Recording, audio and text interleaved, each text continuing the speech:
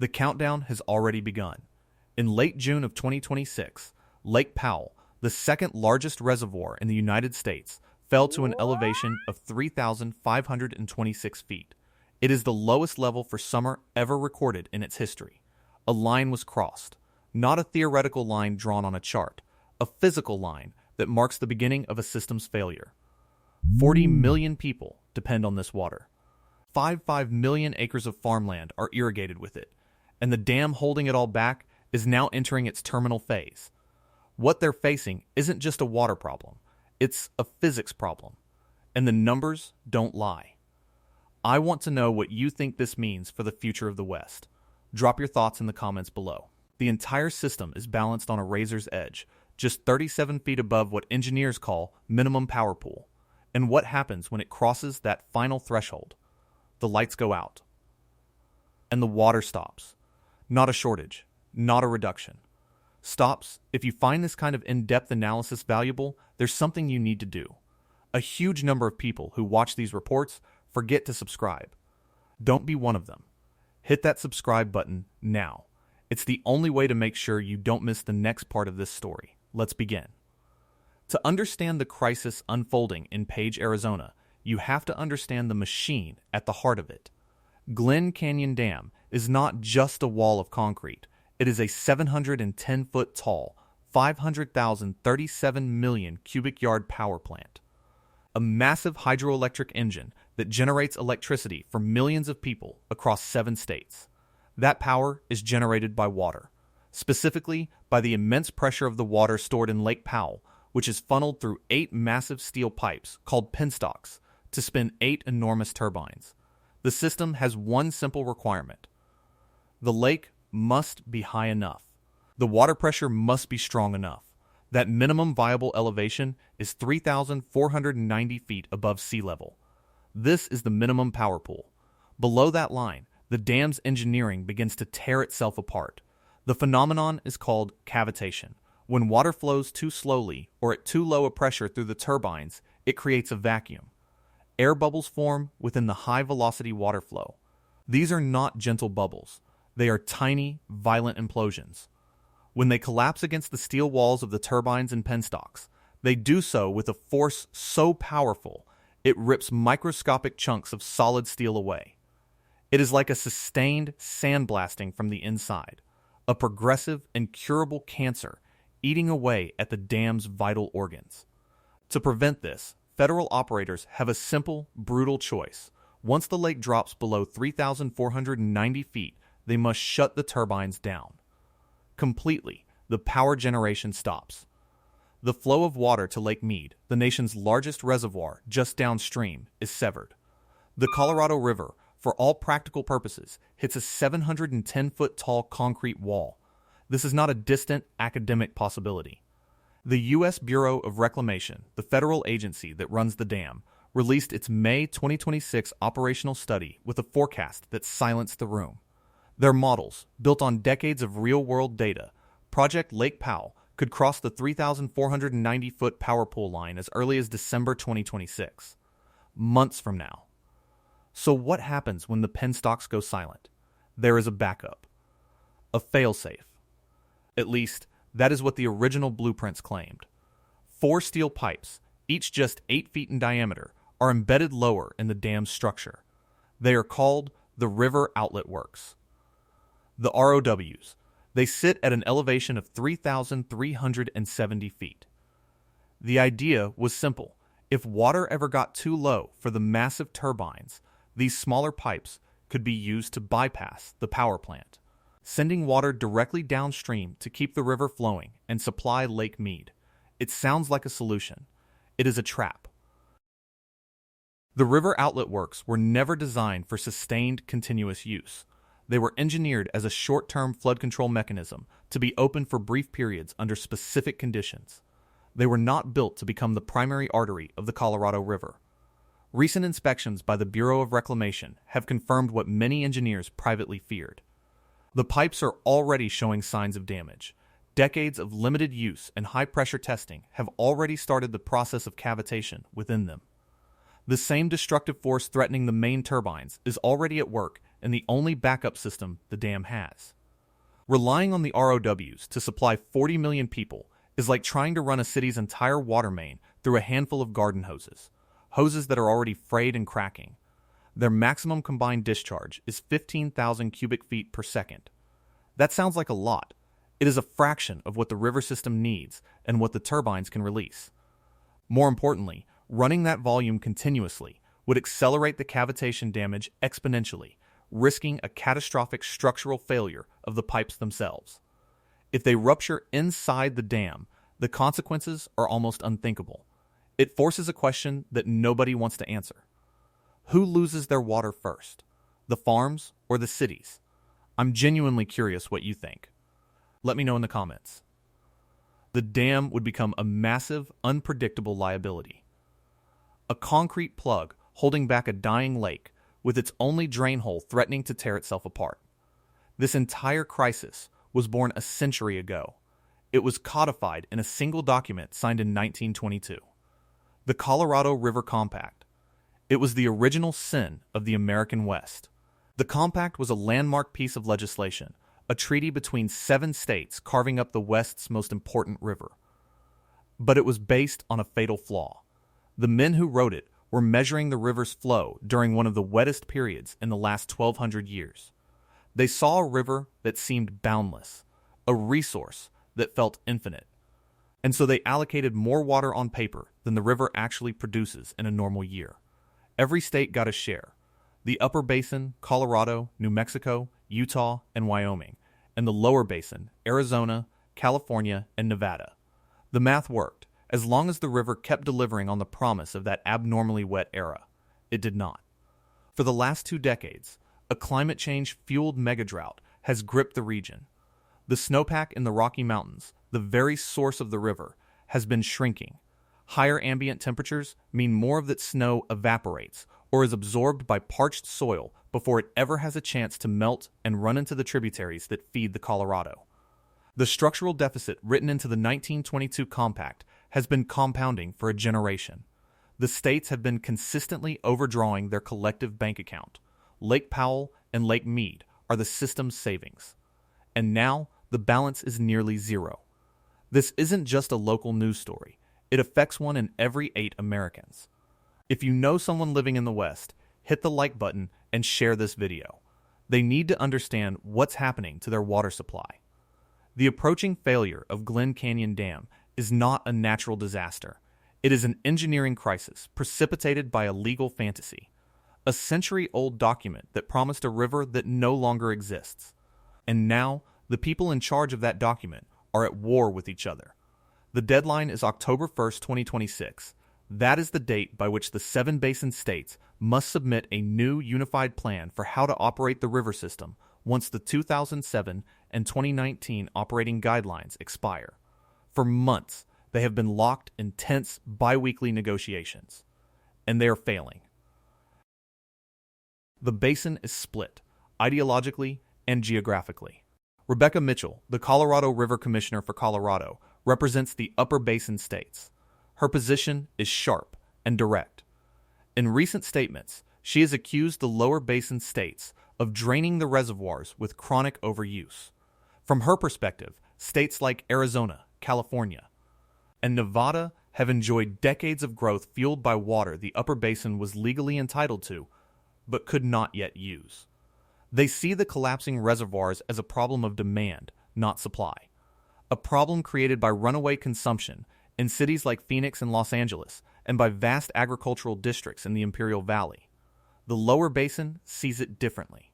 They hold senior water rights, legal claims that predate many of the others. They built their economies and cities based on the water they were promised.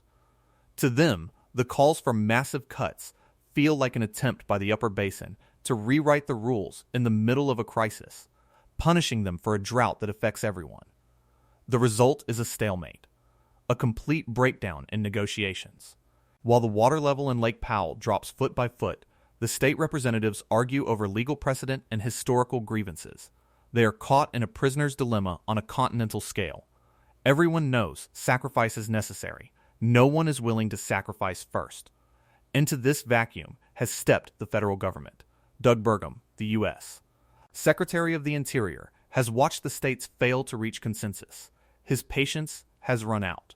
In May of 2026, his department, which oversees the Bureau of Reclamation, announced it was drafting its own plan, a federally mandated preferred alternative. If the states cannot agree on how to cut water use by the October deadline, the federal government will do it for them. This represents one of the most significant shifts in the history of American water law. For a century, the river has been managed by consensus, by a delicate, often fraught agreement between the states. Now, the federal government is preparing to abandon that model and impose its own solution. Scott Cameron, the acting commissioner of the Bureau of Reclamation, has been the face of this federal ultimatum. His language is diplomatic, but the message is blunt. The basin's poor hydrologic outlook highlights the necessity for collaboration, he stated recently. Available tools will be utilized to manage the reservoirs and protect infrastructure. Available tools is bureaucratic language for forced cuts. Protect infrastructure is code for preventing Glen Canyon Dam from hitting minimum power pool. The federal government is no longer asking for cooperation. It is preparing to seize control of the river. The states have been given a final chance to come to a deal. The clock is ticking toward October 1st. But as the lake level continues to fall, the political will to compromise seems to be falling with it.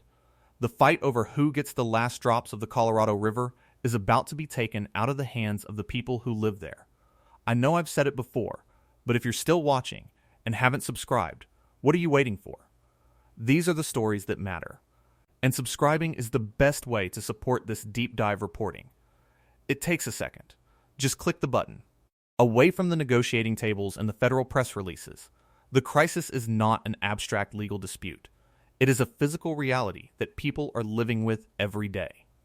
At Antelope Point Marina, on the Utah-Arizona border, the water is a moving target. The marina is a multi-million-dollar floating complex operating on Navajo Nation land. It features docks, fuel stations, and the world's largest floating restaurant. Its entire existence depends on being able to touch the lake. But the lake keeps moving away. As Powell has dropped over 170 feet from its full elevation of 3,700 feet, the shoreline has receded by miles in some areas. For the operators at Antelope Point, that has meant a relentless, costly battle to chase the water. They have had to spend millions of dollars extending their access ramps, moving their entire floating infrastructure further and further out into the shrinking bay, anchoring their docks in ever deeper water.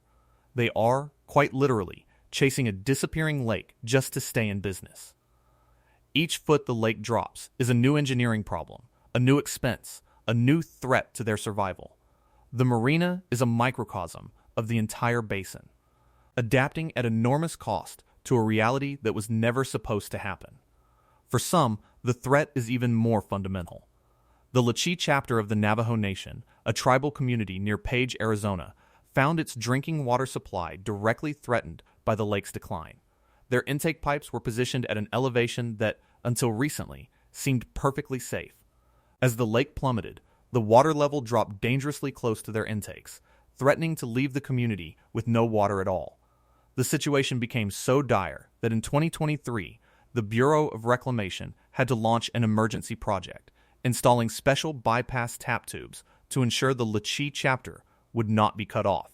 It was a stopgap measure, an emergency patch on a system-wide failure. The consequences ripple outward, far beyond the lake's shoreline.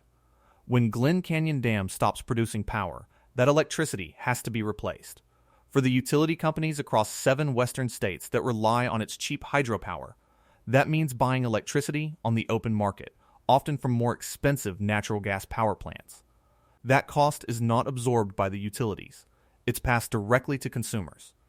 In past disruptions, when hydropower from the dam has been temporarily reduced, residential electricity bills in cities like Phoenix and Salt Lake City have spiked by 20 to 40%. Imagine your power bill suddenly jumping by a third, not because you used more electricity, but because a lake 500 miles away dropped below a line on a dam. That is the economic shockwave that will follow the moment the turbines at Glen Canyon go silent. It will affect millions of households, many of whom have no idea their monthly budget is tied to the water level in Lake Powell. The numbers track a story of relentless decline. Even after a relatively good snowpack in the winter preceding 2026, the gains were erased with shocking speed. Aggressive summer heat and bone-dry soil absorbed a huge portion of the runoff. The reservoir's rise stalled and then reversed. In late June 2026, the lake's surface elevation hit 3,526.05 feet. That is more than 173 feet below full pool. It represented a capacity of just 23%. 77% of the reservoir was empty, a vast, echoing canyon of exposed rock bleached white by mineral deposits left behind by the retreating water. The iconic bathtub ring on the canyon walls is a scar, a geological tombstone marking how much has been lost. But the most critical number is not 3,526. It is 3,490, 37 feet. At the current rate of decline, that buffer could be gone in a matter of months. Engineers at the Bureau of Reclamation are no longer speaking in terms of if. They are speaking in terms of when. December 2026 is the date circled on their calendars, the moment the physics of the dam collide with the hydrology of the desert. There is one final line, one last number. It is the absolute bottom, an elevation of 3,370 feet. This is deadpool. The term is widely misunderstood. It does not mean the lake is empty. In fact, if Lake Powell were to hit deadpool, there would still be approximately 1.7 million acre-feet of water trapped in its canyons. That is a colossal amount of water, enough to supply millions of homes for a year, but it would be unreachable. At 3,370 feet, the water level drops below the dam's lowest possible exit point, the river outlet works. The 4 small bypass pipes would be left high and dry, sucking air. There is no other way out. There is no emergency drain plug at the bottom of Glen Canyon Dam. The Colorado River would be physically blocked by 240 feet of solid concrete that sits below the lowest outlet.